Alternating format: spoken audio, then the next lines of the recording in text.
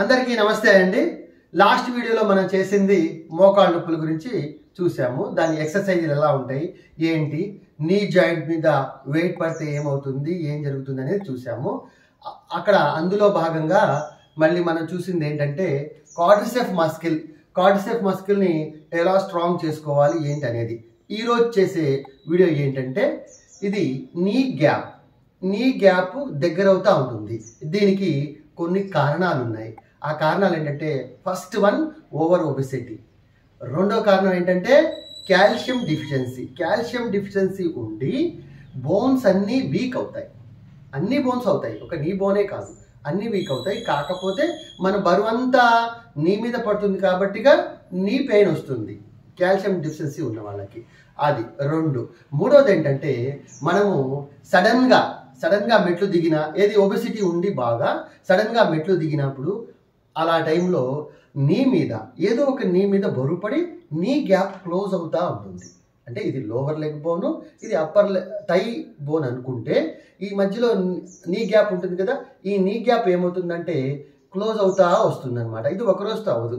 తద్వారా మీకు ఏమవుతుందంటే క్లోజ్ అవటం వల్ల ఇది మీరు నడిచేటప్పుడు మీరు ఏమవుతుంది, నీ ఫోల్డ్ అయ్యేటప్పుడు మీకు ఒకటే మంటలాగా పెయిన్ లాగా అనిపిస్తూ ఉంటుంది అనమాట.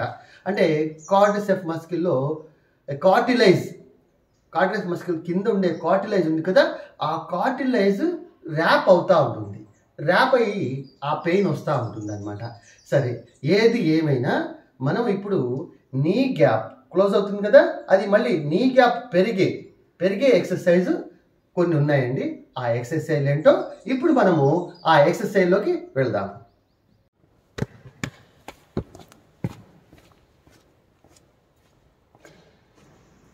ఇలా ఏదైనా కాటన్ క్లాత్ తీసుకొని దానిని ఈక్వల్గా ప్రతి ఫోల్డింగ్ ఈక్వల్గా ఉండేటట్టుగా జాగ్రత్తగా ఫోల్డ్ చేసుకుంటూ రావాలి. అయితే ఇది మోకాలు వెనుక భాగంలో జాయింట్ మధ్యలో మనము ఎక్సర్సైజ్కి ఉపయోగిస్తాం కాబట్టిగా మనం మోకాళ్ళు మడిచినప్పుడు మెత్తగా ఉంటే మంచిది. అయితే దీన్ని ఒక తాడులాగా మెలవేయాలి.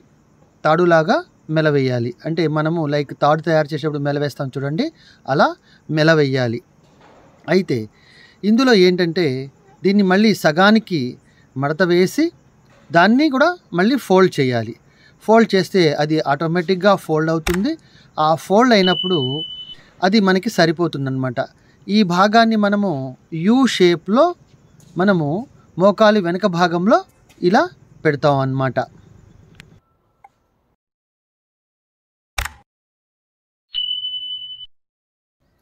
ఇప్పుడు మనము నీ గ్యాప్ క్లోజ్ ఆ ఎక్సర్సైజ్లోకి ఇప్పుడు వచ్చామన్నమాట. ఈ ఎక్సర్సైజ్ ఏ ప్లేస్లో చేసుకోవాలనేది డౌట్ ఉంటుంది కొంతమందికి. అయితే స్టెప్స్ అయినా పర్వాలేదు, అలాగే బెంచ్ అయినా పర్వాలేదు, లేదా చైర్ అయినా పర్వాలేదు. దీని మీద ఫస్ట్ చేసేది నేను ఇప్పుడు స్టెప్స్ మీద తీసుకుంటున్నాను కాబట్టి ఈ స్టెప్స్ మీద లెగ్ ఎలా పెట్టాలనేది చూస్తాను. ఒక లెగ్ కింద పెట్టాలి, ఏది పెయిన్ లేని లెగ్ కింద పెట్టాలి. పెయిన్ ఉన్న లెగ్ స్టెప్ మీద పెట్టేసి ఇలా 90 డిగ్రీస్లో ఈ పాదానికి స్ట్రైట్గా పెట్టుకోవాలి. పాదం ఇది దీనికి ఈ బోన్కి స్ట్రైట్గా పెట్టుకోవాలి. పెట్టుకున్న తర్వాత ఇలా పాదాన్ని స్టెప్ మీద పెట్టుకోవాలి. ఏది పెయిన్ ఉన్న పాదాన్ని స్టెప్ మీద పెట్టుకోవాలి. ఎస్. తర్వాత దీన్ని వెనక టోస్ మీద పెట్టుకొని ఇప్పుడు ఎక్సర్సైజ్ చేయాలి. ఇప్పుడు మనము ఫోల్డ్ చేసిన క్లాత్ ఉంది కదా, ఆ క్లాత్ని జాగ్రత్తగా ఇలా పెట్టుకోవాలి. ఇలా ఎట్లా ఈ థై బోన్కి అండ్ లోవర్ బోన్కి మధ్యలో నీ జాయింట్లో పెట్టుకొని చాలా జాగ్రత్తగా రెండు కూడా ఈక్వల్గా పెట్టుకొని ఇలా పట్టుకోవాలి. ఇలా కాకుండా రివర్స్లో ఇలా పైకి ఉండేటట్టుగా పట్టుకోవాలి. ఇలా పట్టుకున్న తర్వాత ఈ టోస్, ఇందాక మనం పెట్టుకున్న టోస్ అండ్ ఈ నీ రెండు ఒకే వైపు మూవ్ అవ్వాలి, స్ట్రైట్గా మూవ్ అవ్వాలి. అంతేకాని ఈ నీ మనం బెండ్ చేసేటప్పుడు ఇలా వెళ్ళకూడదు, అలాగే ఈ విధంగా ఇలా కూడా అవుట్ అవ్వకూడదు. ఇప్పుడు ఎక్సర్సైజ్ చేద్దాం. స్లోగా డౌన్ అవ్వము. 1 గుడ్, 2 ఎస్, 3 4 slowly, 5 6. ఇప్పుడు మనము ఇందులోనే రెండో ఎక్సర్సైజ్ అన్నమాట. ఏం చేస్తామంటే హీల్ని రైట్ అవుట్ సైడ్ తీసుకెళ్ళాలి, ఇలా రావాలి. ఎందుకంటే ఇక్కడ మనం ఫస్ట్ దాంట్లో ఎక్సర్సైజ్లో మనం ఇక్కడ ఉన్న నీ గ్యాప్ని మనము ఓపెన్ చేసాము, అదే నీ క్లోజ్ని ఓపెన్ చేసాము. ఇప్పుడు రైట్ సైడ్ ఉన్న నీ క్లోజ్ని ఓపెన్ చేస్తున్నాం అనమాట. నెక్స్ట్ లెఫ్ట్కి వస్తాము. సరే, ఇప్పుడు ఎక్సర్సైజ్లోకి వద్దాం. మడమని అంటే హీల్ని రైట్ అవుట్ సైడ్కి తిప్పినా సరే నీని మాత్రం మనం మళ్ళీ స్ట్రైట్గానే చేయాల్సి వస్తుంది. రెడీ, 1. ఓకే జాగ్రత్త. Cave slowly. 3, 4, 5, 6. Okay, start. ఇప్పుడు మనం ఏం చేసాము, రైట్ అవుట్ సైడ్ నీ స్ట్రైట్ చేసాము ఎక్సర్సైజ్. ఇప్పుడు ఏం చేస్తామంటే లెఫ్ట్ అవుట్ సైడ్, లెఫ్ట్ అంటే ఇలా పెట్టుకోవాలి, ఇలా పెట్టి మళ్ళీ మోకాల్ని స్ట్రైట్గా పెట్టి ఎక్సర్సైజ్ చేయాలి.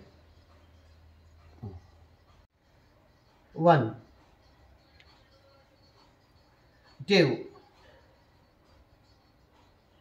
3, 4, 5, 6. ఇప్పుడు మనం ఏం చేసామంటే స్ట్రైట్గా పాదం పెట్టేసి 6 రిపిటేషన్స్ చేసాము. అలాగే రైట్ అవుట్ సైడ్లో హీల్ జరిపేసి 6 చేసాము. మరలా ఇలా లెఫ్ట్ అవుట్ సైడ్లో హీల్ జరిపేసి నీ స్ట్రైట్గా పెట్టేసి అలా 6 చేసాము రిపిటేషన్స్. 6 + 6 12 అండ్ 8 అయినాయి. అయితే 18, ఈ 18 రిపిటేషన్స్ కూడా మీరు మినిమంగా డైలీ స్లోగా చేసుకోవాలి.